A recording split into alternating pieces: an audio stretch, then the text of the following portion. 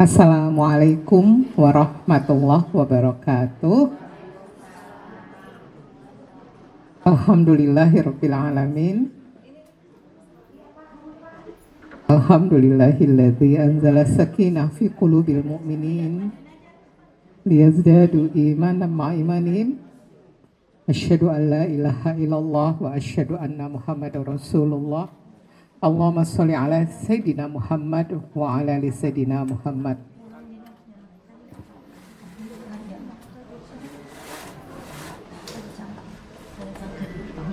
Maha suci Allah, maha kuasa Allah yang mempertemukan kita pada pagi hari ini menjelang siang.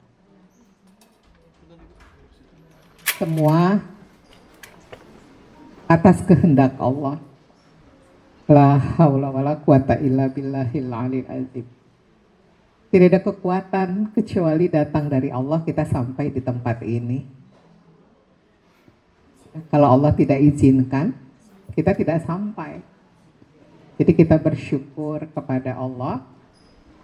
Mudah-mudahan Allah memberikan kita pemahaman tentang agama kita. Jazakumullah khair kepada pengurus Majelis Taklim Az-Zahra, khususnya Ibu Ketua, ya, dan para pengurus lainnya yang sudah memberi kesempatan kepada saya kali ini untuk bisa hadir. Semoga Ibu mendapatkan balasan yang sempurna berupa amal jariah yang terus mengalir sampai akhirat. Siapapun yang merintis suatu kebaikan, nanti kalau kita sudah tidak ada, itu akan mengalir karena diteruskan oleh generasi berikutnya. Saya mohon maaf kalau ada batuk-batuk ya Bu. Batuk itu datangnya tiba-tiba, ada faktor alerginya. Tapi kalau udah berhenti nggak batuk. Kalau udah batuk ya batuk sampai dia berhenti. Baik. Di sini ada beberapa jamaah yang udah ketemu saya juga di majelis taklim yang lain. Ya. Teh Enda, ibu-ibu yang lain ya. Mohon maaf kalau belum hafal namanya. Ya, alhamdulillah kita bisa ketemu di sini. Baik. Ibu-ibu yang semoga Allah rahmati.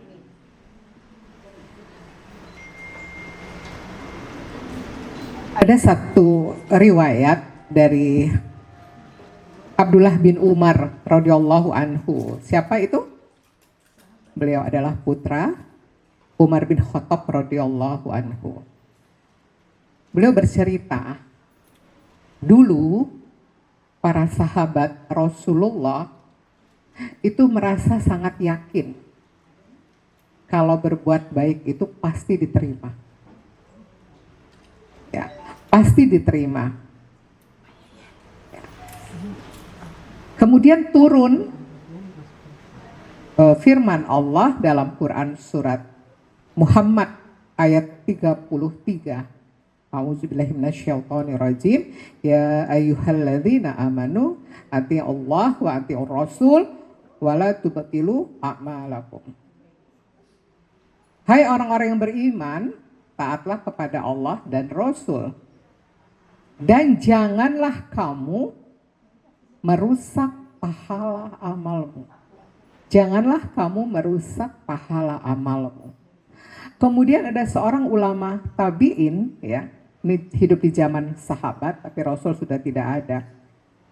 Namanya Abu Al-Aliyah. Dia berkata begini, awalnya para sahabat Rasulullah, ya, para sahabat Rasulullah memandang bahwa dosa-dosa itu tidak membahayakan selagi seseorang berpegang kepada la ilaha illallah. Jadi kalau tadi Abdullah bin Umar mengatakan, kami sahabat yakin amal kami kalau berbuat baik itu pasti diterima. Sementara ini ulama tabi'in yang hidup di zaman sahabat, kami pikir dosa itu nggak bahaya selama kami mengucapkan la ilaha illallah. Seperti itu. Lalu turunlah tadi Quran, dikaitkan dengan Quran surat Muhammad ayat 33. Kemudian ada seorang ulama juga memberikan kesaksian, namanya Ibnu Abi Malikin. Dia mengatakan dia bertemu dengan 30 seorang sahabat, 30 orang sahabat, ya. Tapi ini orang tabiin juga kan. Dia mengatakan, aku bertemu dengan 30 orang sahabat Nabi loh, sahabat Nabi, ya. Mereka seluruhnya takut dirinya terkena nifak, munafik, takut terkena nifak. Ibnu Katsir rahimahullah mensifati penjelasan ini, yaitu mereka takut kepada Allah meski mereka telah berbuat kebaikan. Mereka takut kepada Allah meski mereka sudah melakukan banyak kebaikan, beramal soleh. Mereka takut. Ya. Jadi orang-orang mukmin itu karakternya banyak amal soleh, tapi takut ke Allah gitu. Tapi orang munafik banyak dosa, tapi nggak takut. Itu bedanya. Makanya Imam Hasan Al-Basri mengatakan sesungguhnya orang mukmin itu rajin mengumpulkan amal kebaikan, tapi mereka takut kepada Allah. Ya. Sedangkan orang munafik lebih banyak mengumpulkan dosa, tapi mereka merasa aman, Bagaimana dengan kita? Bagaimana dengan kita? Punyakah kita rasa khawatir kalau amal-amal kita, 1, tidak diterima, 2, ada yang terhapus? Atau kita merasa aman? Padahal kita dosanya banyak ya, Bu. Nah, sedikit saya sampaikan, Imam Harawi, seorang ulama sufi, mengatakan harusnya kita tuh khawatir dengan 3 hal. 1, khawatir kalau amal kita itu tidak diterima. 2, khawatir kalau waktu kita yang 24 jam sehari, atau sekarang usia kita berapa, dari kita dulu akil balik sampai sekarang, banyak waktu kita yang sia-sia. Tidak memberi manfaat buat akhirat kita. Dan yang ketiga adalah khawatir gak sih Bu, kalau kita itu bisa beramal, tapi ujub, merasa takjub, merasa saya hebat, saya bisa beramal. 3 kekhawatiran ini harus punya, kata Imam Harawi. Jadi kalau misalnya kita khawatir tentang dunia itu jangan, nggak usah lah. Mungkin wajar manusiawi, besok makan apa ya? Aduh, ini nggak ada duit gimana dok? Ada cemas, itu biasa kaitan dengan dunia. Tetapi tidak boleh itu melebihi khawatir kita tentang akhirat kita. Ya. Sehingga dikaitkan dengan amal-amal kita hari ini, jangan sampai kita nggak sadar Bu, ternyata amal yang kita lakukan dan kita merasa kita sudah beramal banyak, ternyata nggak ada apa-apanya di sisi Allah. Ini yang kadang nggak disadari Bu oleh kita. Apa itu? Pertama adalah syirik. Syirik itu adalah kezoliman yang besar. Dalam Quran surat Luqman ayat 13. Kezoliman adalah menempatkan sesuatu tidak pada tempatnya. Syirik menempatkan Allah tidak pada tempatnya. Berarti ada pembanding bagi Allah, ada sekutu bagi Allah. Ada sesuatu yang kita sembah, ilah, yang kita sembah selain Allah. Ada pembanding. Ini kadang nggak terasa. Ya. Dalam Quran surat Az-Zumar ayat 65 artinya begini. Jika kamu mempersekutukan Allah, niscaya akan hapuslah amalmu. Ingat, jika kamu mempersekutukan Allah, niscaya akan hapuslah amalmu dan tentulah kamu termasuk orang yang rugi. Ya jelaslah, kita pasti akan rugi. Nah sekarang saya mau sampaikan Bu, ilah-ilah Tuhan yang kita tuh nggak sadar bisa menghapus amal kita, kesyirikan kita. Pertama itu disebutkan namanya alihah. Alihah itu dalam Quran surat Al-Furqan ayat 3, Quran surat Yasin ayat 23 dan 24. Seperti apa? Alihah, simbol, patung, tanda atau benda-benda sakti yang memiliki kekuatan dijadikan tempat berdoa, membawa berkah dan punya kekuatan. Ya. Ada sesuatu kita beramal bukan murni karena Allah. Contoh apa, Bu? Menyembelih sesuatu. Contoh apa? Menyembelih sesuatu. Banyak hari ini orang yang bangun jembatan, bangun gedung-gedung, dia memotong, menyembelih hewan. Tujuannya bukan untuk mendekatkan diri takarrub kepada Allah, tetapi ada yang dia tuju selain Allah. Hati-hati, Bu. Saya pernah ke suatu tempat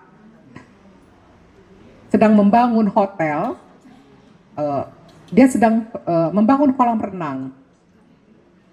Terus ada bapak-bapak tukang yang dia bawa ayam warna hitam berapa ekor gitu ditinting. Dia dengan tenang mengatakan itu mau dipotong, mau ditanam karena kita sedang bangun kolam renang. Dia sudah musyrik. Dia melakukan penyembelihan bukan mendekatkan diri kepada Allah, tetapi ada tujuan lain selain Allah. Insya Allah kita tidak lakukan itu. Kemudian yang lainnya adalah tempat-tempat keramat. Ibu yang ke Bali, saya yakin ibu-ibu di sini pasti udah sering jalan-jalan ya, kemana aja ya. Bali, ibu pernah masuk Bali, ada pura yang kalau masuk pakai kain kuning di pinggang, ingat ya. Kain kuning ya, Bu, kita pernah ke sana. Kita menghargai, boleh pakai itu, nggak ada masalah ya. Kita menghargai adat istiadat setempat. Tetapi, Bu, kalau hati kita takut kepada dewa-dewa, itu dia di dalam, rasa takut di dalam. Aduh, ini gimana nih kalau saya nggak pakai, nanti dewanya marah nih. Kita sudah, ibu pakai aja, tapi tetap ibu hatinya Allah.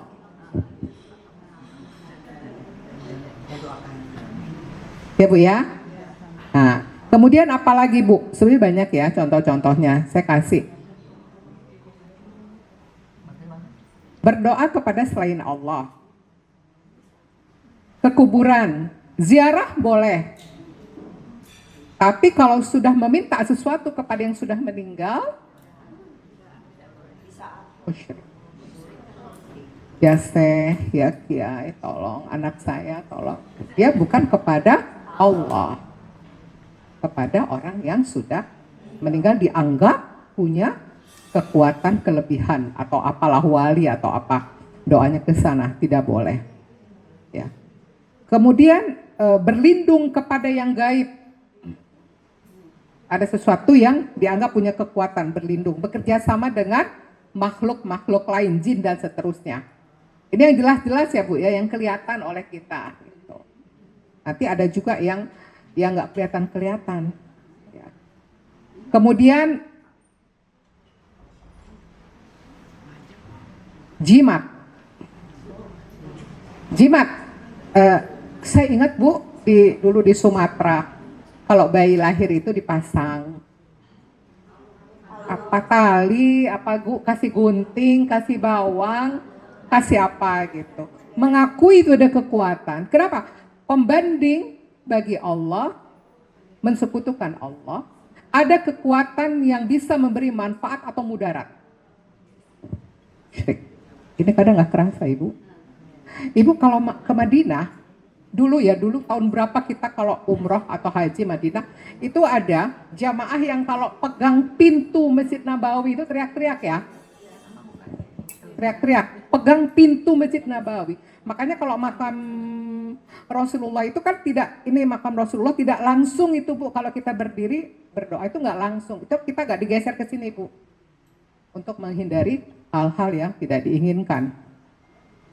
Ya, jimat cincin batu, ini ada kekuatan. Jadi intinya ini ada kekuatan yang bisa memberi mudarat atau manfaat.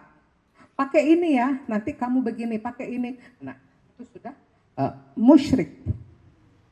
Nyai Roro Kidul jangan pakai baju hijau, nanti kena, nanti diambil gelombang.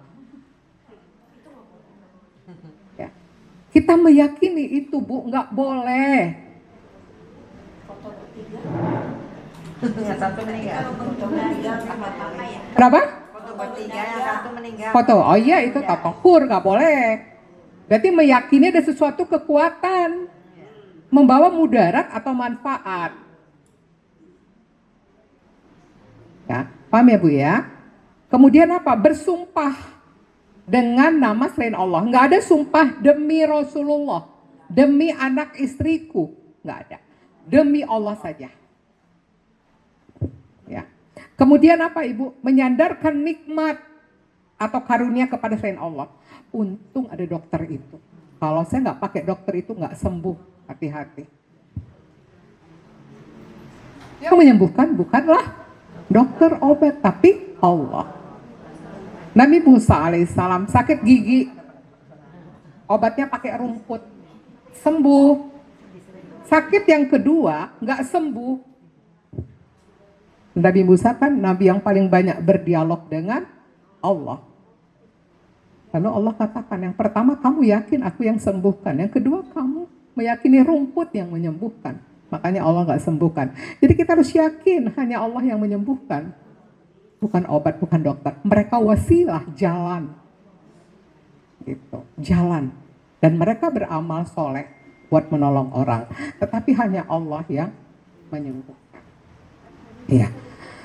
Kemudian ini yang kelihatan dan yang nggak kelihatan letaknya di hati. Kalau yang kelihatan tuh yang nyembah, nggak jelas gitu kan. Yang punya kekuatan. Kalau yang hati tadi takut sama dewa-dewa. Ada ini takut. Itu hati-hati kita. Udah hanya Allah saja yang kita takuti. Ya. Kemudian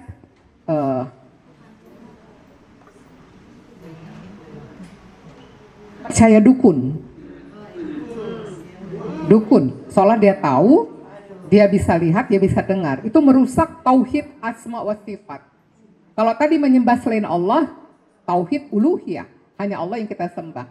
Kalau tauhid rububiyah, ada sesuatu yang bisa ngatur alam, seperti Nyai Roro Kidul. Dia ngerusak tauhid kita. Ini bisa, kalau parah itu bisa keluar dari Islam. Tapi di sini kita ngebahasnya yang menghapus amal. Jadi yang musyrik-musyrik yang kelihatan ini insya Allah ya kita tidak lakukan. Tetapi yang dikhawatirkan yang tidak kelihatan. Yang nggak kerasa-kerasa ini loh Bu. Benar nggak? Alihah, simbol patung, benda sakti atau memiliki kekuatan gaib, keramat seperti keris, kuburan, gua, pohon, batu. Yang dijadikan tempat berdoa dianggap membawa berkah yang punya kekuatan. Nah, ya. Kedua adalah togut. Togut itu kita melebihi Allah kepada dia itu. Ya. Bisa perorangan, bisa kelompok, takut banget kepada dia, berharap banget kepada dia. Ya. Ridho kepadanya. Ya. Demi dia kita langgar aturan Allah. Itu jadi togut kita. Itu dalam Quran surat Al-Baqarah 256. Ketiga, andat. Andat ini yang paling tidak terasa Ibu. Paling tidak kita sadari. Andat ini adalah sesuatu yang menarik, yang mengalihkan seseorang dari Allah. Menarik yang mengalihkan kita dari Allah. Apa itu Bu? Pasangan, anak, harta. Yang menarik-menarik Bu. Itu membuat kita beralih dari Allah kepada itu. Ya? Oke. Orang tua, keluarga, tempat tinggal. Yang itu berpengaruh kepada pikiran dan tindakan kita. Saya tadi nge-share kepada Ibu Juanita podcast saya yang terbaru, produksi MKFM, tentang perselingkuhan. Nanti Ibu simak, itu 1 jam materinya. Tapi ada pengantarnya di Instagram. Nanti Ibu simak, silakan. Orang pasti, wah putri saya bilang, Ibu ini materinya berat. Nanti banyak yang dipojokkan. Dengar dulu. Tidak ada yang dipojokkan.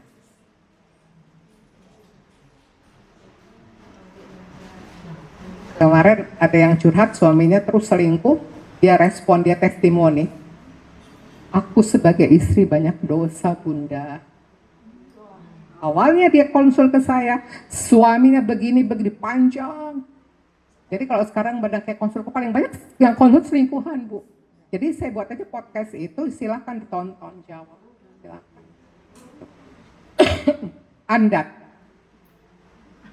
terlalu cinta, berharap, bergantung, takut kehilangan, nyaman bersamanya, bersiap-siaplah. Ya? Ya nggak ada gue. Ya, okay. Kemudian arbab, arbab itu mempertuhankan diri atau mengkultus, bisa kiai, bisa ulama. Ya, kalaupun salah dibenarkan aja. Padahal dia salah ya salah, gitu ya. Salah ya salah. Kita bukan manusia yang sempurna, kita bukan nabi. Jadi nggak boleh mengkultuskan sesuatu, terima saja mentah-mentah walaupun salah, nggak bisa. Ini nanti mengkultuskan akhirnya, nggak boleh. Ya, oke. Yang terakhir adalah ini ilah-ilah kita ya. Yang pertama tadi alihah, togut, andat, arbab. Terakhir adalah hawa nafsu. Hawa nafsu ini nanti kaitannya yang menghapuskan amal kita yang kedua. Ria, ini masuk musyrik, tapi halus, khofi. Ujub itu bangga diri, tidak melibatkan Allah dalam kesuksesan, keberhasilan. Ujub. Ria deketan sama sum'ah. Kalau ria, saya sholat pengen dilihat suami.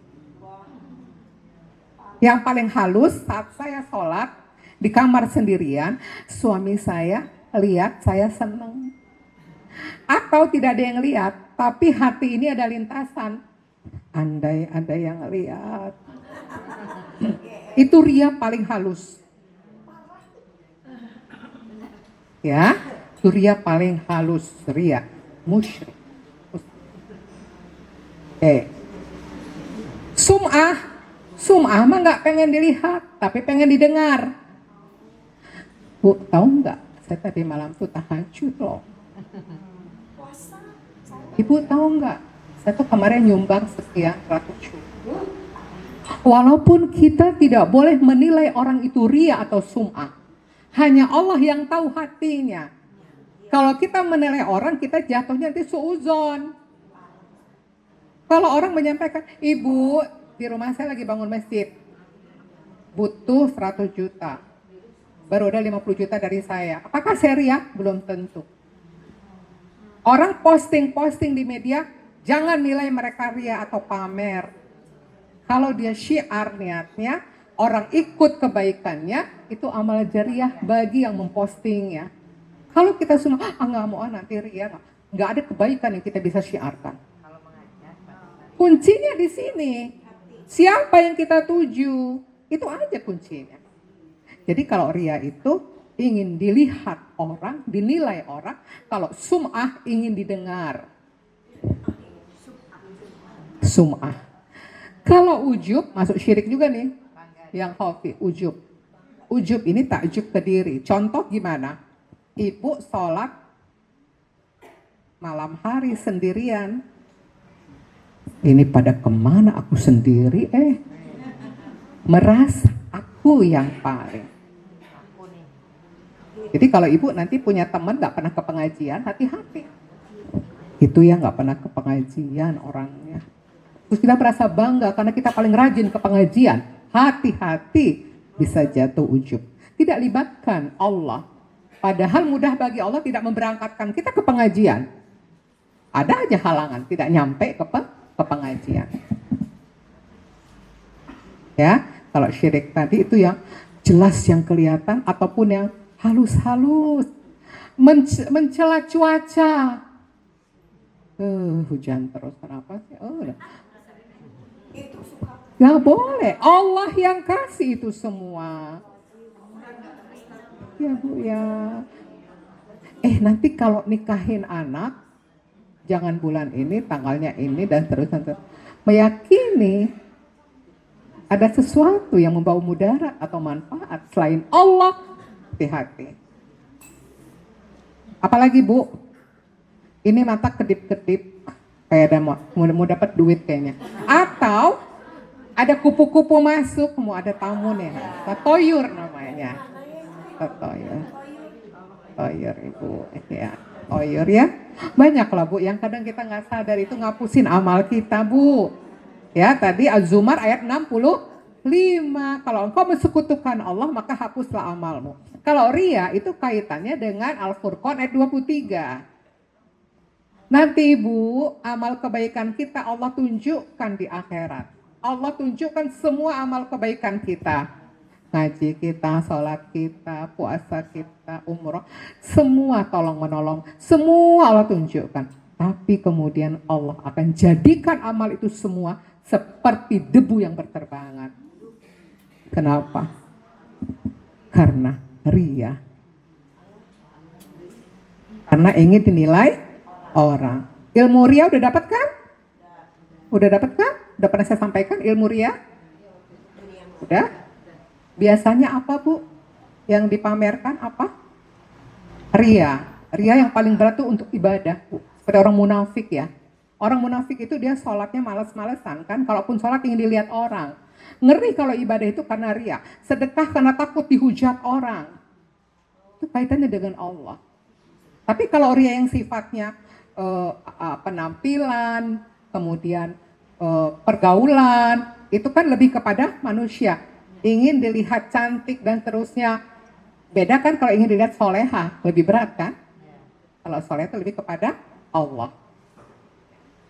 Ibu boleh pakai baju secantik apapun. Ibu silakan berhias. Allah suka, Allah maha indah. Tapi jaga hati. Bukan untuk dinilai manusia. Itu kuncinya. Hadis yang 3 orang ke neraka ya. Udah sering kita dengar ya dari para ulama. Siapa aja? Yang pertama yang mati syahid. Yang kedua yang belajar agama, mengajarkan agama. Yang ketiga adalah yang suka bersedekah. Yang pertama dia ingin mendapatkan pujian manusia sebagai pemberani. Saat diadili oleh Allah, apa yang kamu lakukan di dunia? Aku berperang di jalanmu ya Allah. Mencari ridhomu ya Allah.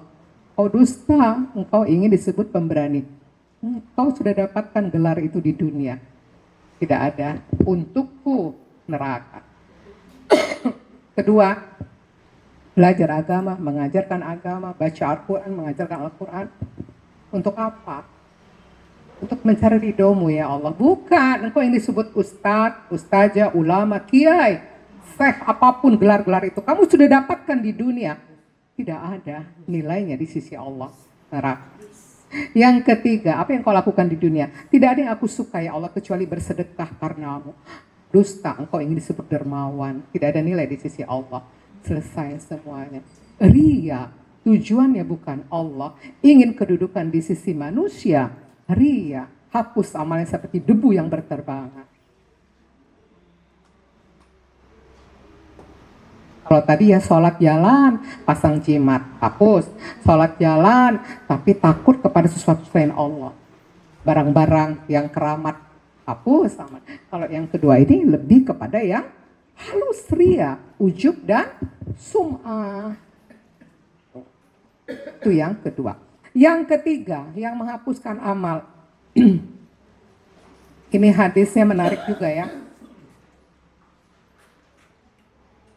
Dikabarkan oleh Nabi SAW, sungguh akan datang sekelompok kaum dari umatku pada hari kiamat dengan membawa kebaikan yang banyak, semisal gunung yang amat besar. Allah menjadikan kebaikan mereka bagaikan debu yang bertebaran. Kalau tadi debu berterbangan, kalau ini debu yang bertebaran. Sahabat Rasulullah Saubah bertanya, terangkan sifat mereka kepada kami, wahai Rasulullah, agar kami tidak seperti mereka. Rasulullah menjawab, mereka masih saudara kalian dari jenis kalian, dan mereka mengambil bagian mereka di waktu malam, sebagaimana kalian juga. Hanya saja mereka apabila menyendiri menerjang keharaman Allah. Hadis riwayat Ibnu Majah. Ibu-ibu, nanti di akhirat kata Rasulullah amal kebaikannya banyak sebesar gunung, tapi amal itu seperti debu yang bertebar-tebaran. Sahabat nanya, siapa mereka ya Rasulullah? Sama seperti kalian. Dia berjihad, bangun malam, baca Quran. Tetapi kalau mereka sendirian, mereka menerjang keharaman-keharaman Allah. Maksudnya apa? Kalau sendirian itu mereka tidak ada rasa malu, takut, tidak merasa diawasi Allah, sehingga mereka berani bermaksiat. Kita tuh lebih takut dengan CCTV kan? Paling CCTV hanya lihat kita keluar. Keluar ruangan udah nggak bisa. Allah lihat kita sampai relung-relung ke dalam. Dan selamanya sempurna di sisi Allah. Tapi kita berani melakukan maksiat dalam kesendirian. Handphone, apa yang kita buka? Saat sendirian apa yang kita lakukan? Atau ramai begini, apa isi hati kita, Bu? Kita kan kalau dalam hati nggak ada yang tahu kecuali kita kan? Sama Allah kan? Apa yang kita simpan di sini? Berani menerjang keharaman-keharaman Allah, bermaksiat dalam kesendirian. Kita evaluasi saja, kalau kita sendirian, seperti apa kita? Atau berdua juga ya kadang. Kita ngomong, hanya kita yang tahu ya, jangan ada yang tahu ya. Itu kadang. Seolah-olah tidak ada yang menyaksikan. Itu yang ketiga. Yang keempat adalah termasuk perbuatan yang bisa menghapuskan kebaikan adalah menyebut-nyebut dengan rasa bangga sekalian kadang merendahkan seseorang yang kita berbuat baik kepadanya. Ya. Al-Baqarah 264. Hai orang-orang yang beriman, janganlah kamu menghilangkan pahala sedekahmu dan menyebut-nyebutnya dan menyakiti perasaan si penerima.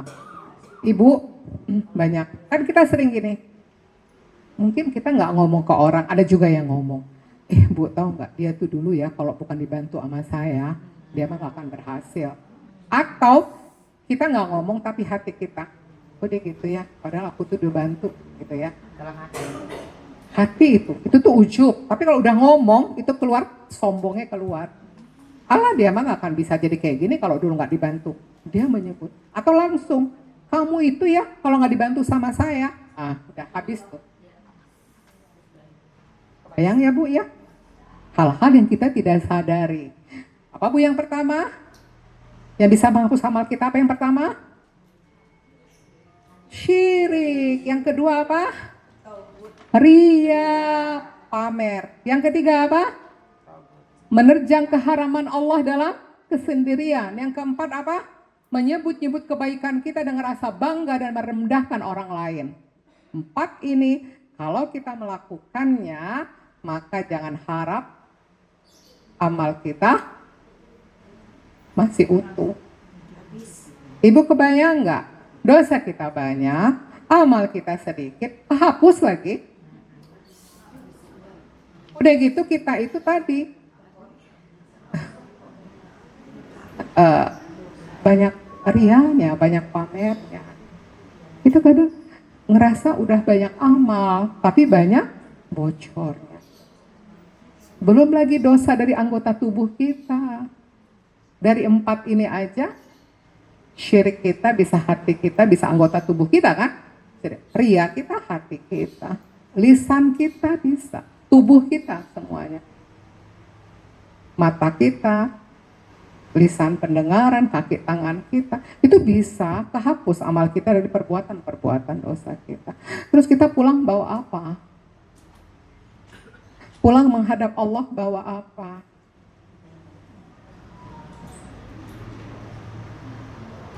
Su'ul khotimah itu ada 2 tingkat tuh. Su'ul khotimah yang pertama, ini kata Imam Ghazali ya, adalah memang dia ingkar kepada kebenaran. Itulah orang-orang kafir, dia abadi di neraka selamanya. Tapi su'ul khotimah tingkatan kedua adalah dia meninggal dalam kondisi maksiat. Ibu kebayang, kita setiap hari mengisi wadah kita, jiwa kita. Ini fisik kita. Lalu ada lapisan kedua hayat. Itulah nafsu, akal, dan kolbu kita. Yang paling dalam ruh. Kita isi dengan berbagai ibadah kita, Ibu. Tapi itu tadi. Kita udah merasa penuh, tapi kehapus, kadang bocor, lewat lisan, pendengaran. Kita merasa percaya diri pulang menghadap Allah dengan kondisi terbaik. Kadang udah kering. Gitu. Kita bawa apa? Walaupun kita ke surga dengan rahmatnya Allah. Bukan hebatnya amal kita. Tapi bagaimana mengejar rahmat Allah? Yaitu bagaimana wadah ini betul-betul terisi oleh Allah. Baik, sampai di sini silakan kita berdialog. Iya.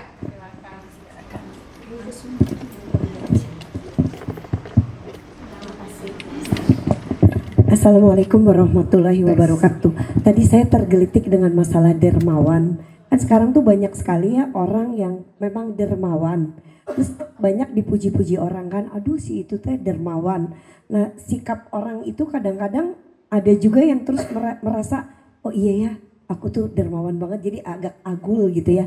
Ada sikap apa yang harus kita terima kalau kita disebutkan memang dia dermawan sih betul, tapi kan ada sedikit mungkin terbersit di hatinya, iya dia emang, nah itu kan ada kata yang tadi dalam kalbu kita. Nah itu merupakan dosa atau karena kita dipuji orang kita harus menerima seperti itu. Terus yang kedua satu lagi masalah boneka, katanya saya pernah tahu katanya siapa yang melihara boneka itu matanya itu kan katanya dihuni oleh jin atau setan seperti patung dan sebagainya. Apakah itu betul? Apalagi sekarang lagi amat sangat ini tren boneka labubu. Pada beli ibu-ibu pakai semua di tasnya digantung. Nah itu gimana menurut pandangan Ibu Hairati? Jazakumullah khairan kasiron. Jazakillah khair Ibu, terima kasih. Pertama Ibu, kita ini manusia yang tidak pernah bersih dari lintasan hati. Ada lintasan hati yang memang kita tidak bisa kendalikan.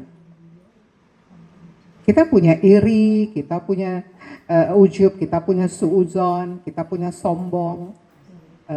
Ada aja lintasan buruk itu. Memang kita diciptakan nafsu kita ada fujur, ada takwa. Tinggal bagaimana meredam fujur itu dengan ketakwaan kita. Nah, pada saat Quran surat Al-Baqarah 284 turun, intinya adalah semua yang kamu ungkapkan maupun kamu simpan di hati itu akan dihisap. Pada saat ayat ini turun, sahabat itu risau. Datang kepada Rasulullah, ya Rasulullah, bagaimana? Ini hati kan gak bisa dikendalikan. Ada aja ya lintasan buruk kita itu. Ya Rasul bersabda samina wa ta'na. Ya udah, dengar, taati, itu kan perintah Allah. Allah kan itu firmannya Allah gitu loh. Tapi Allah yang maha kasih sayang, maha baik kepada hambanya, turunlah Quran surat Al-Baqarah 286. La yukallifullahu nafsan illa usaha laha makasabat wa alaiha makasabat. Jadi kita tidak akan dibebani di luar kemampuan kita. Lintasan hati itu di luar kemampuan manusia mengendalikannya. Persoalannya adalah sadar nggak kalau lintasan itu buruk, itu dosa. Sadar nggak itu dulu. Karena itu ilmunya harus punya. Ada orang merasa suuzon itu bukan dosa. Dia nggak tahu kalau sombong itu misalnya dosa. Dia nggak tahu kalau ria itu adalah dosa. Dia nggak tahu. Jadi dia enteng saja. Kalau kita yang sudah tahu ilmunya, kita nyadar kan? Astagfirullah, saya barusan suuzon sama ibu itu. Ya Allah, astagfirullah. Kita akan diampuni oleh Allah. At-Taubah 102 dalilnya. Jadi dosa yang tidak disengaja tapi sadar, lalu kita tobat, minta ampun, ngaku di hadap, ya Allah barusan banget ya Allah suudzon sama ibu itu. Kok saya sama ibu itu benci banget, kenapa? Astagfirullah, Allah akan ampuni. Yang jadi PR kita kalau kita nggak sadar dan nggak tahu itu ilmunya. Terus aja di sini disimpan bersemayam suudzonnya. Udah gitu nanti berbuah kepada dosa yang disengaja. Tajasus, ibu kenapa ya itu teh ya Allah. Nanti ketemu fakta-fakta, data-data, digibahin ke ibu yang lain. Bu bener loh ternyata ibu itu, oh ya gibah lah. Dosa yang disengaja. Jadi ibu sadar nggak gitu kalau ibu itu punya lintasan buruk. Kalau kita nggak tahu ilmunya buruk itu kita anggap sesuatu yang biasa, ya nggak? Itu yang harus kita waspadai, Ibu. Nah, terkait dengan tadi, ada orang dermawan, misalnya kita nih suka kali dermawan, terus ada orang muji kita. Satu, kita harus yakin, kita bisa bersedekah, menolong orang, memberi orang, bukan hebatnya kita. Tapi Allah yang tanamkan di hati kita untuk bisa memberi. Dan yang kita beri itu punya Allah, bukan punya kita. Itu titipan dari Allah, ada hak orang lain di sana. Jangan merasa itu harta saya, itu dari Allah. Itu titipan, bukan punya kita. Jangan merasa itu kita. Harusnya kita berterima kasih karena ada orang yang kita bantu. Kenapa? Itu adalah ladang amal bagi kita. Dan itu kebahagiaan yang hakiki itu di situ, Bu. Kalau yang menerima itu sifatnya senang. Tapi kalau yang memberi itu bahagia, Bu. Karena bahagia itu satu, yakin ke Allah. Dua, beramal soleh dengan ikhlas. Coba Ibu bersedekah, Ibu bahagia, Bu, nggak bisa diceritakan kayak apa bahagianya ya. Bahagia, ada kepuasan batin. Jadi kalau kita dipuji orang, ingat kita tuh nggak punya apa-apa, Bu. Lahir ya nggak punya apa-apa, meninggal ya nggak bawa apa-apa. Semuanya titipan, apa yang kita banggakan. Kita bisa memberi itu karena Allah tolong kita. Hati kita dilembutkan mau memberi. Yang kedua adalah itu bukan punya kita, punya Allah. Pindah-pindah aja suka-suka Allah. Dan kita nggak bisa memiliki. Jadi kita nggak punya kemampuan. Tapi kalau kita merasa tadi ujub, ini punya aku, karena aku yang hebat bisa memberi, itu yang buat kita jadi bangga diri, jadi ujub. Bisa jadi nanti hapus amal kita. Ya. Yang kedua tentang boneka, ada dua pendapat. Kalau boneka itu hanya hiasan, lihat yang indah, tidak tidak menjadikan itu barang punya kekuatan, memberi mudarat, kalau pakai boneka ini nanti rezeki kita, itu udah musyrik. Tapi kalau hiasan, cantik, lucu misalnya, tidak apa-apa. Walaupun ada pendapat yang memang keras. Ada yang pendapat keras kan? Ya boneka, ya patung, ya foto, itu nggak boleh segala macam. Kan begitu ada pendapat. Tapi ada ulama tidak disembah, tidak menjadi suatu kekuatan, nggak ada masalah. Dua pendapat yang berbeda. Seperti itu, Ibu. Ya, kecuali yang sampai wah, ada diisi, dipakai jin, kerja sama-sama jin, dan seterusnya. Itu yang jadi musyrik. Tapi kalau jadi hiasan, ya lucu-lucuan, itu yang nggak ada masalah, gitu ya, Bu ya. Allah. Kecuali memang ada yang ketat, tidak boleh apapun. Ada orang ada yang juga lebih ketat lagi, kaligrafi aja nggak ada. Itu kan nggak boleh, ya kan? Oke, kita hargai perbedaan. Tapi mana Ibu paling yakin, Ibu amalkan. Ya. Baik, kita diskusi aja ya. Pertanyaan berikut.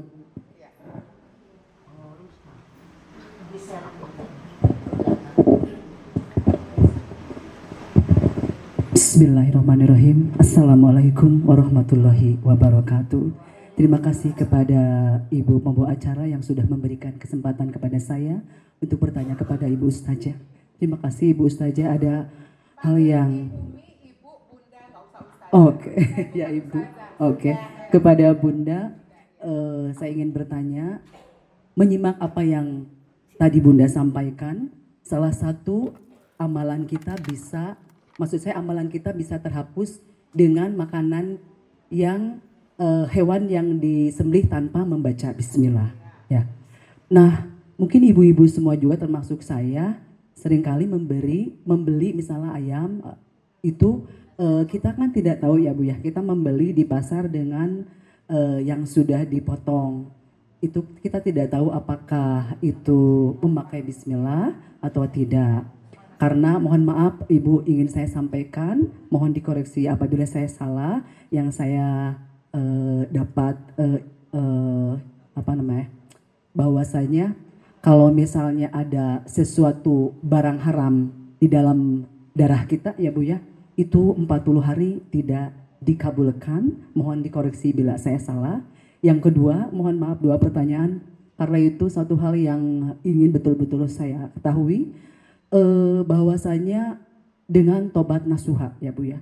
Tobat nasuha, betul nggak Ibu Bunda, bahwasanya kalau kita betul-betul tobat nasuha itu akan dihapus dosanya.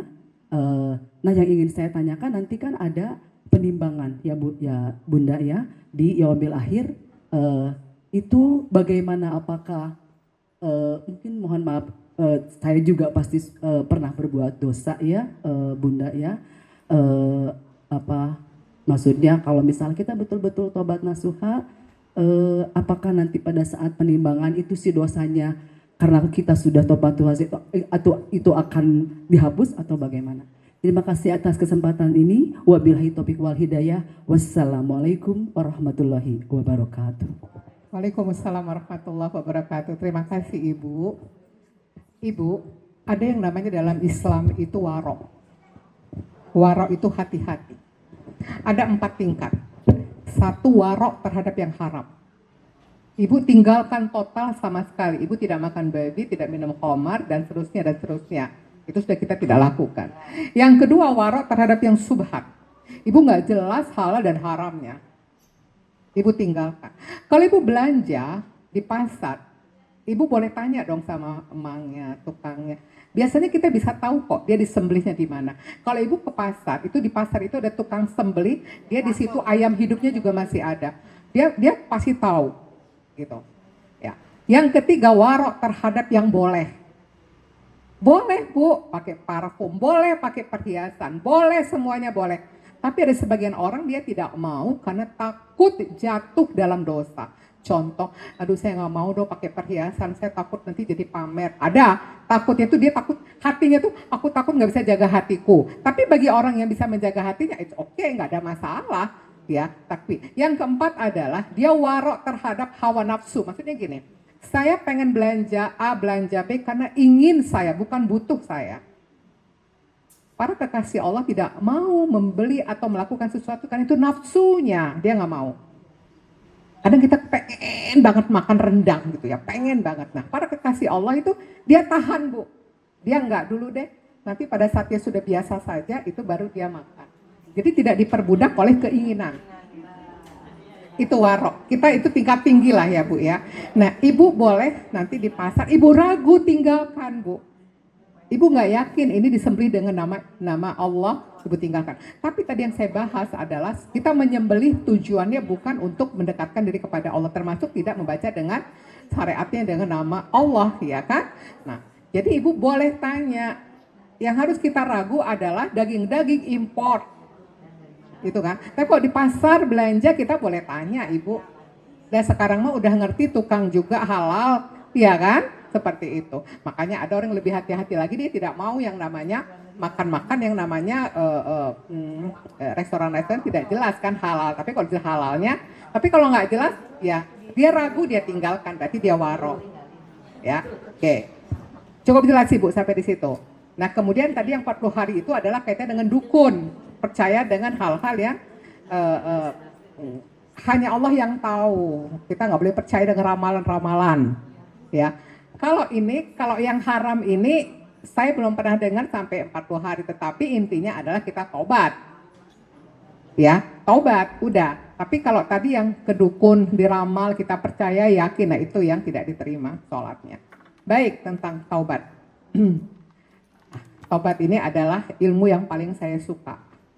Dan inilah yang saya membuat buku. Titian Taubat, Langkah Meraih Cinta Allah dan Kebaikan Hidup. Taubat itu pekerjaan hati. Taubat itu arruju ilallah, kembali ke jalan Allah. Jalan ceritanya gimana kembali ke jalan Allah? Pertama, Allah kasih dia kesadaran. Ya Allah, aku berdosa. Itu mahal, itu dari Allah datangnya. Allah pilih siapa hambanya yang akan dia sadarkan. Sadar namanya yahzo. Terminal pertama, perjalanan manusia menuju Allah. Sadar, Allah sadarkan hambanya dengan 2 cara. 1 cara dengan dibuktikan, pembuktian. 2 dengan musibah. Pembuktian ada 3. Pembuktian kauniyah dari kejadian. Kedua, pembuktian simaiyah dari yang didengar. Yang ketiga, pembuktian yang namanya Qur'aniyah. Kalau kauniyah ada kejadian apa? Ya Allah, lihat kecelakaan, lihat jenazah, berita kematian. Ya Allah, pada ujungnya saya juga akan meninggal. Sadar. Ada lagi pendengaran, dengar azan, dengar baca Quran. Ya Allah, ya ada semacam Allah kasih kesadaran. Yang ketiga Quran ya, Imam Al-Ghazali mengatakan ilmu. Ilmu yang dipelajari, ilmu yang dipahamkan oleh Allah, yang mengguncang jiwanya. Ya Allah, ternyata selama ini aku dosa, aku banyak dosa, aku kurang ilmu, berguncang jiwanya. Lalu berbuah kepada actionnya. Hari ini saya stop, tidak akan melakukan dosa itu. Ke depan saya tidak akan ulangi dosa itu. Ke belakang saya susuli dengan kekurangan di masa lalu. Kalau dulu kita senang ya baca-baca majalah, novel, sekarang banyak baca Quran. Bukan nggak boleh, boleh tapi perbanyak baca Quran. Dulu kita belanja habis-habisan, tapi sekarang kita sedekah. Banyak hal yang kita susuli kekurangan di masa lalu dengan kebaikan-kebaikan. Itu Imam Ghazali bilang, ilmu sini masuk, itu Allah yang kasih, berguncang jiwanya, dia berubah. Actionnya itulah konsekuensi dari taubat, hijrah, berubah. Taubat itu ada actionnya Ibu, ada perubahan perilakunya. Di dalam taubat ada istighfar. Istighfar itu mencegah kita dari efek dosa yang kita lakukan. Taubat hapus dosa, kita diampuni, tapi catatan masih ada. Kecuali kita mohon yang namanya pemaafan Allah, al-afu, yang kita baca doa 10 malam terakhir di Ramadan. Apa doanya? Allahumma innaka afuwun tuhibbul afwa fa'fu anni. Itu habis pemutihan dosa kita, seperti di padang pasir, jejak kaki kita itu kena angin, gak ada lagi. Minta maaf kepada Allah. Bu, istighfar, taubat, at-taubah. Nanti di akhirat Ibu, Allah as-satir, sifat Allah as-satir, penutup aib. Ibu dipanggil. Ini, kamu melakukan ini? Ya Allah. Kamu lakukan ini? Ya Allah. Kamu lakukan ini? Semua catatan itu ada di sisi Allah. Tapi antara Allah dan hambanya berdua ditutup. Syaratnya jangan buka aib orang di dunia. Tutup. Setelah selesai kita bilang, ya Allah, aduh aku pasti masuk neraka ini, begitu banyak dosa. Apa kata Allah? Di dunia aku tutup aibmu, sekarang aku ampuni dosa, surga. Syarat jangan buka aib orang.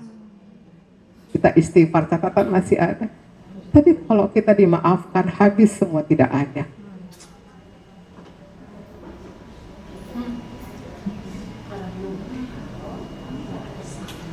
Kalau amal, ulama berpendapat, perjuangan antara ikhlas dan ria itu ditimbang. Ibu kesini lillahi ta'ala, ingin mendekatkan diri kepada Allah. Ibu datang ke sini, aku ngaji, ingin belajar dekat sama Allah. Ketemu sama teman di jalan atau di telepon, kamu di mana? Lagi ngaji, ada rasa bangga aku ngaji, ada ujub. Ditimbang antara perjuangan ikhlas kita, meluruskan niat kita, dengan apa? Dengan ria kita, pamer kita. Makanya sabar dalam taat itu ada 3. 1, sabar sebelum beramal, luruskan niat, terus luruskan niat sebelum beramal.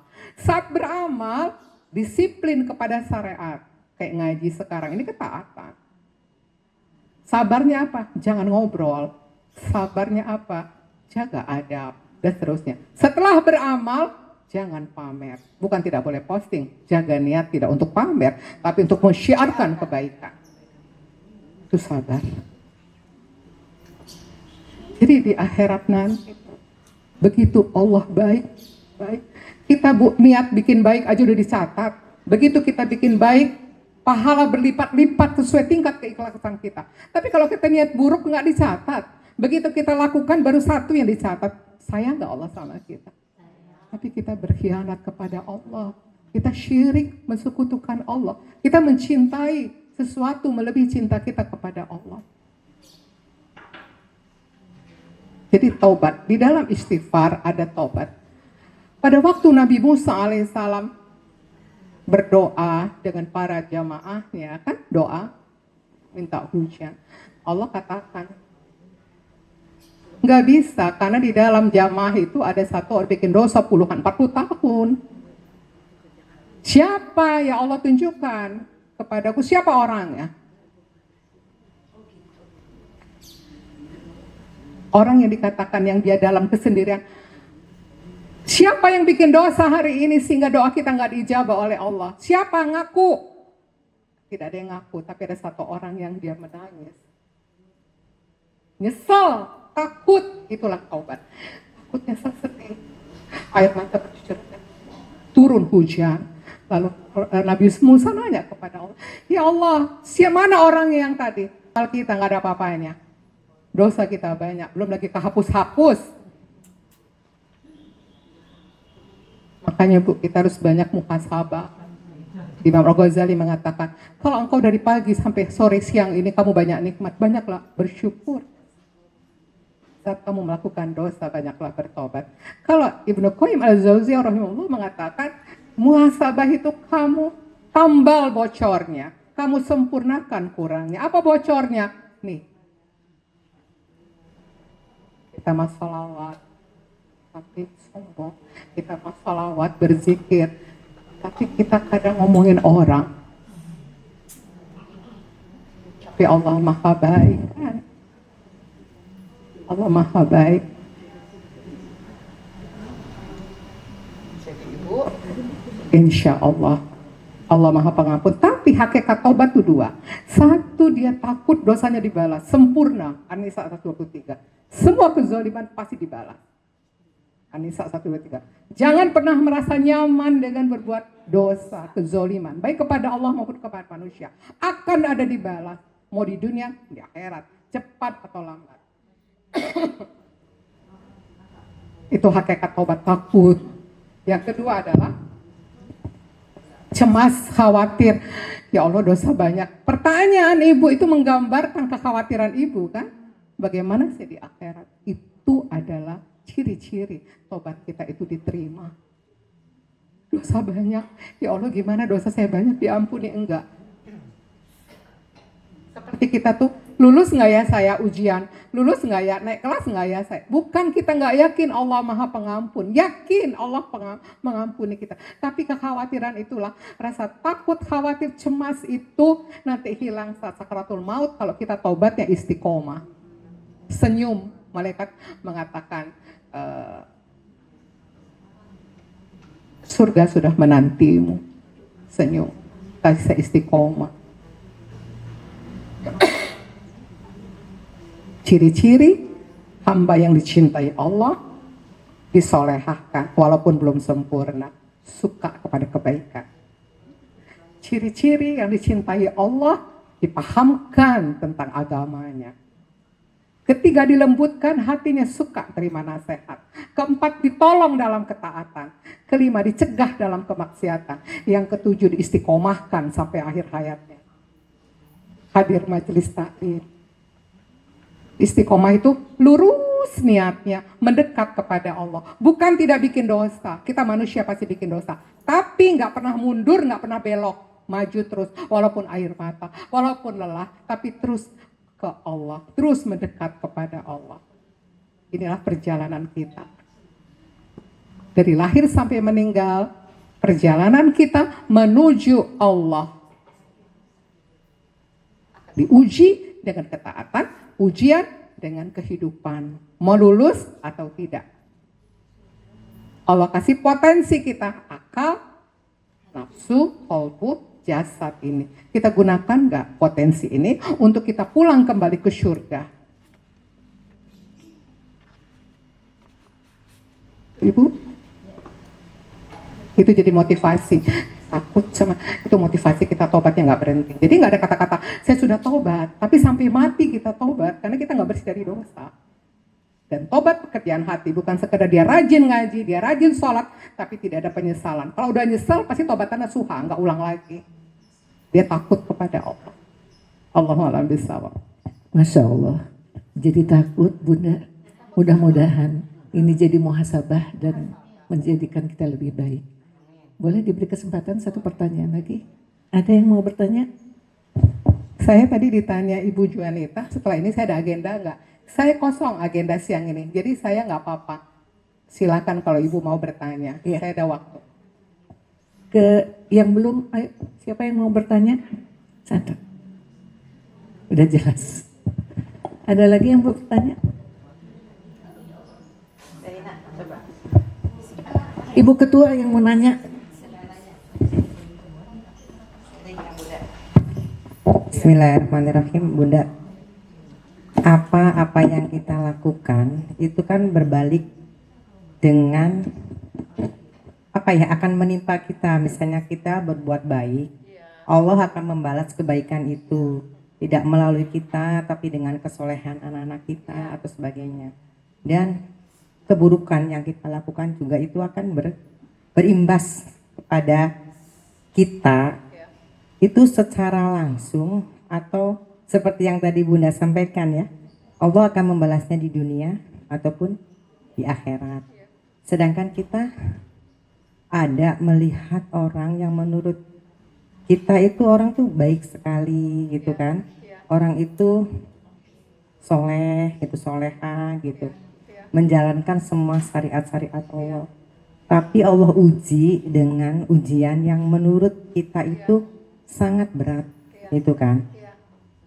Tapi kan ada yang menilai itu tuh amalnya gimana ya, gitu kan. Orang ada yang menilai seperti itu.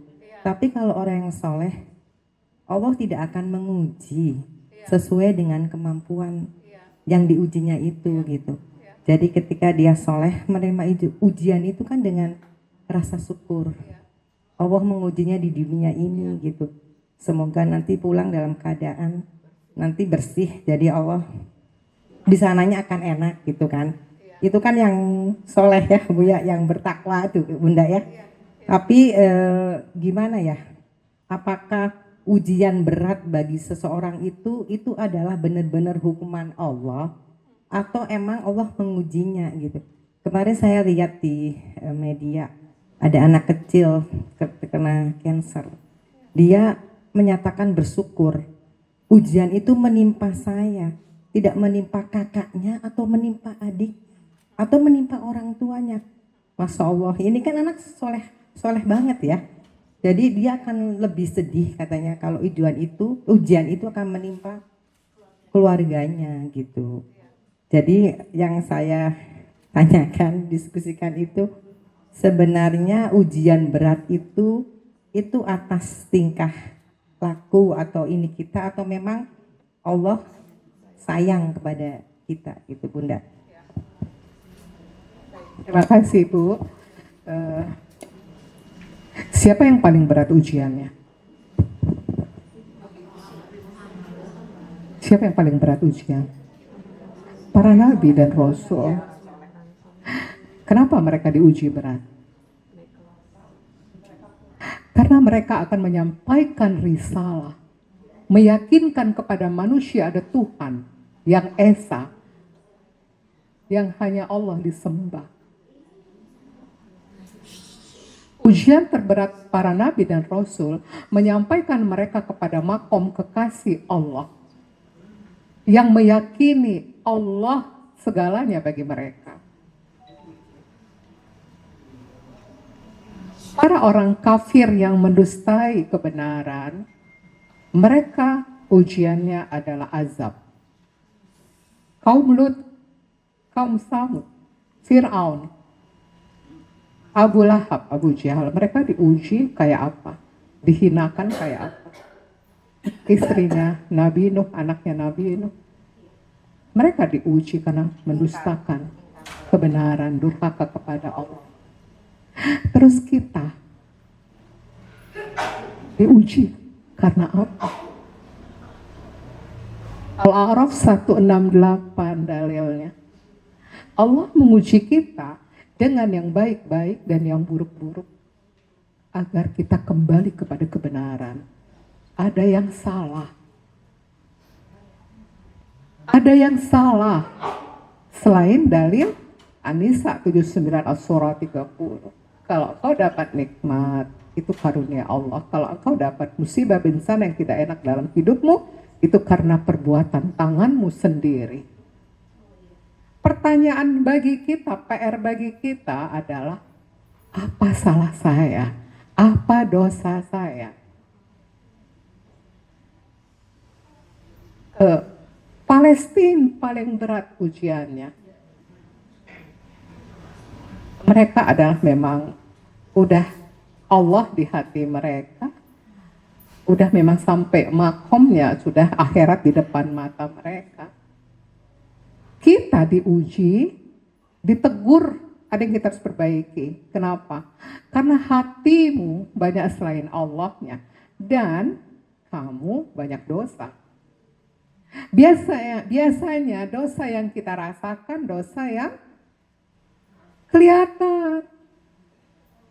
Dosa-dosa yang tampak. Kita jarang bisa menemukan dosa-dosa yang tidak terasa. Dosa-dosa yang kita anggap bukan dosa. Contohnya apa? Yang paling kecil yang kadang kita sama sekali kadang nggak kerasa. Kurang bersyukur kepada anak kecil tadi, kalau dia belum balik, ujian bagi keluarganya. Mungkin bagi dia sudah sampai, hatinya sudah dikaruniai oleh Allah, keyakinan yang kuat kepada Allah. Memang dia udah bisa jadi kekasih Allah. Yang melihat keluarganya, ibunya, kakak adiknya, itu ujian kan buat mereka. Nah, apa dosanya sehingga diuji seperti itu? Bisa jadi memang, kalau memang kita nggak usah GR kalau kita sudah makom kekasih Allah. Kita masih pada posisi banyak dosa. Walaupun bisa jadi faktanya tadi yang Ibu katakan, dia soleh luar biasa. Dia memang sudah makomnya, sudah kekasih Allah. Nah, kita banyak dosa. Banyak dosa, Bu. Kalau mau kita inventarisir dosa kita tuh banyak banget. Terutama yang kita tidak sadari, kurang bersyukur, suuzon kepada Allah. Kadang ada lintasan-lintasan hati yang kita kadang nggak nyadar. Ada bahasa-bahasa gini, ya Allah kenapa sih kayak gini? Atau ada pertanyaan, saya sudah doa 20 tahun, sepertinya Allah tuh nggak dengar saya. Dosa dia, sudah cacat akidahnya. Karena dia merusak tauhid asma wa sifat. Dia tidak yakin Allah mendengar, dia tahu apa yang terjadi dengan dirinya. Inilah yang kita harus kita, bahasa saya itu bongkar.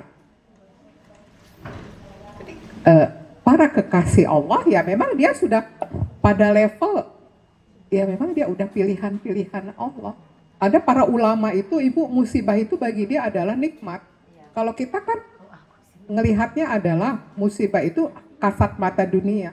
Kalau orang sudah ngelihatnya akhirat, ngelihatnya yang dia lihat. Jadi orang yang sudah mengenal Allah, Bu, anak itu sudah kenal Allah. Orang yang sudah mengenal Allah, dia sudah tidak lihat lagi makhluk, sudah tidak lihat lagi kejadian. Dia lihat adalah Allah berbuat ini semua. Orang-orang yang sudah pada level, makanya mengenal Allah, orang mengenal Allah itu, Bu, dia akhlaknya pasti mulia kepada Allah. Tawakal. Tawakal itu kan ada levelnya, Bu. Ada yang levelnya memang udah seperti mayat di hadapan yang mandiin. Suka-suka Allah, dibalikin tuh jenazah, begini-gini. Suka-suka Allah mau gimanain saya. Ada yang di level di mana dia itu memang berjuang seperti sakit, berobat, itu amal soleh. Tapi dia tidak ada kaitannya sembuh itu dengan ikhtiar dia. Yang menyembuhkan Allah, itu tawakal lagi. Ada lagi tawakal kepada al-wakil. Wakil kita tuh Allah. Kalau sudah merasa Allah wakil saya segala urusan saya, seperti saya wakilkan urusan hukum saya kepada notaris, saya wakilkan urusan penyakit saya kepada dokter, saya serahkan urusan saya perjalanan saya kepada supir. Kita tuh kepada manusia menyerahkan urusan kita, urusan dunia kita. Ini urusan kita itu kepada Allah. Itu udah levelnya. Mas saya katakan bisa jadi usianya muda, tapi hatinya dia sudah lihatnya Allah. Dapatnya dari mana? Itu tuh karunia Allah, suka-suka Allah. Allah yang milih hambanya. Tadi hamba Allah itu menyadarkan seorang hamba itu lewat apa? Lewat yang namanya pembuktian dan musibah. Kalau 3 tadi kauniyah, simaiyah, Qur'aniyah tidak menyadarkan orang untuk segera berlari menuju Allah, al-firar namanya. Az-Zariyat 50. Itu lari menuju ketaatan kepada Allah, maka Allah kasih dia musibah. Musibah itu yang kadang mempercepat orang larinya ke Allah. Kalau sudah tidak ada lagi tempat sandaran, baru dia nyari Allah gitu. Ya Allah tolong saya, udah gak ada lagi tempat dia mengadu. Mungkin selama ini dia masih, kalau kita udah masih merasa ada sesuatu selain Allah, gantungan harapan kita, ya udah, itu akan terus oleh Allah, akan sampai kita tuh total Allah. Bisa jadi anak itu lulus, tapi keluarganya belum tentu lulus. Dia udah gugur tuh dosanya, sakit itu udah gugur itu dosanya, itu bersih itu kan, hadisnya jelas. Imam Bukhari mengatakan, sakit lahir batin, lelah capek, cemas khawatir, bahkan tertusuk duri sekalipun itu menghapus dosa. Itu anak minta doa kepada dia diijabah. Bisa jadi dia memang udah ke Allah. Nah yang dia diuji, yang lingkungannya diuji juga. Diuji keluarganya itu. Nah, jadi kita bisa jadi memang kalau kita itu tadi nggak usah kita ngerasa kita tuh GR, kita sudah makomnya udah nyampe. Tapi kita ini pasti saya ada dosa. Cuma dosa itu yang mana? Itu yang menjadi PR kita kan? Yang halus-halus itu loh Bu. Yang kita tuh nggak ketebak gitu. Yang nggak ketebak. Yang nggak ketebak itu yang kadang baru Allah bukakan. Oh maksud Allah ini rupanya. Oh, nah itu ujungnya nanti ceritanya tuh udah lama itu baru kebuka hikmah itu. Sekarang masih ketutup, kenapa? Masih dosanya banyak, dunianya masih penuh, jadi nggak bisa ngelihat gitu. Itu. Allah a'lam bishawab. Masya Allah, menyentuh sekali Bunda. Mudah-mudahan ini semua bermanfaat untuk kita, dan karena waktunya juga sudah menjelang waktu zuhur, kami mohon Bunda untuk closing statement dan juga ditutup dengan doa. Bismillahirrahmanirrahim. Ibu-ibu yang semoga Allah rahmati. Kita manusia yang lemah, kita nggak punya kekuatan selain Allah yang memberikan kita kemampuan untuk melakukan apapun. Di antaranya amal-amal soleh kita. Nah, jagalah amal kita yang sedikit ini, yang kadang nggak ikhlas, nggak khusyuk. Jagalah, jangan sampai terhapus karena hal-hal yang kita tidak sadari. Sehingga teruslah belajar, carilah ilmunya, dan ilmu itu, nyari ilmu itu harus niat, lurus. Karena kalau nggak lurus niat kita, ilmu itu hanya pengetahuan. Ya, kalau dipahamkan Allah, pasti diamalkan. Akan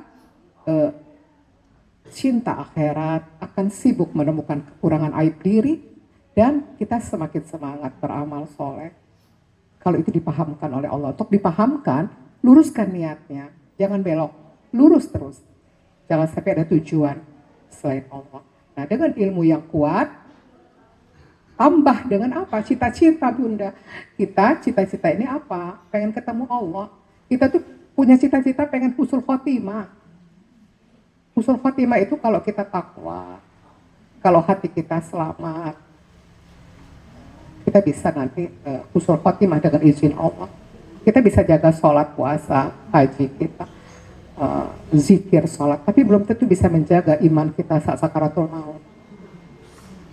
Makanya bersihkan hati kita. Ya.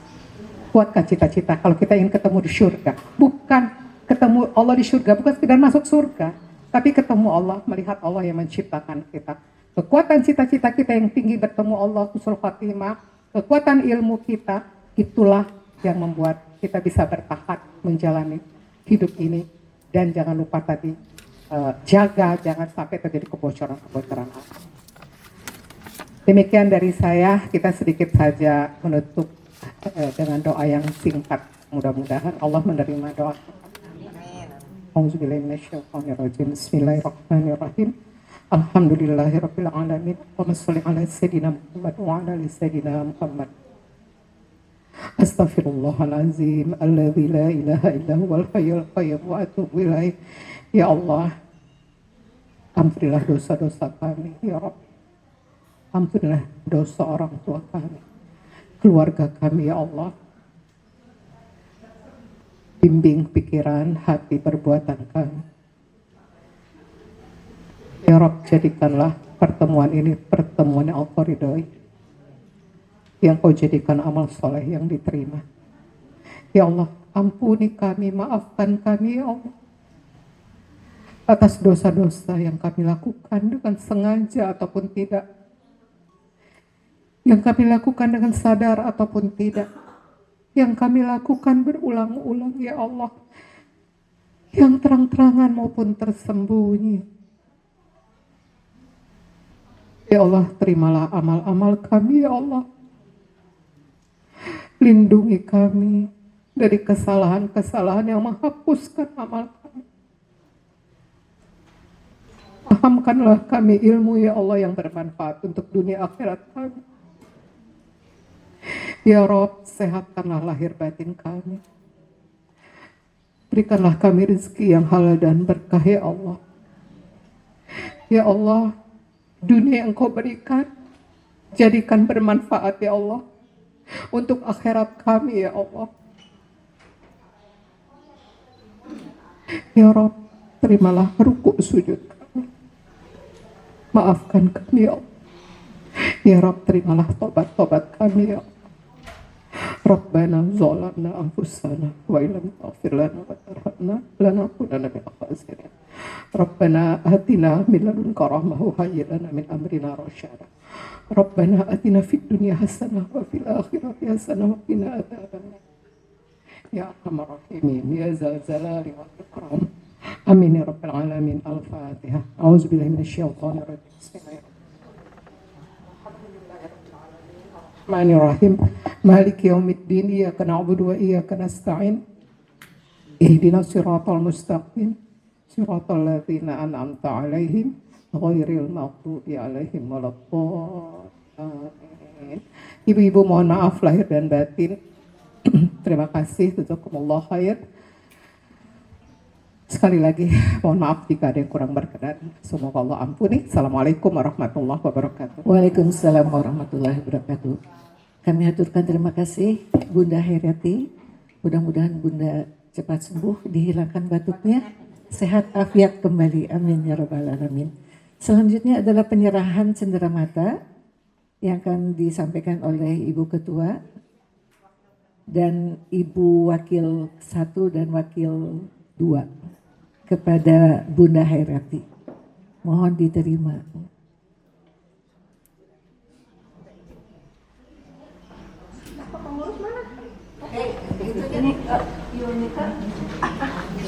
Ini ada teman. Oh, udah.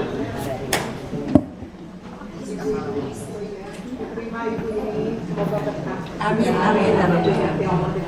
Amin, amin, ya Allah.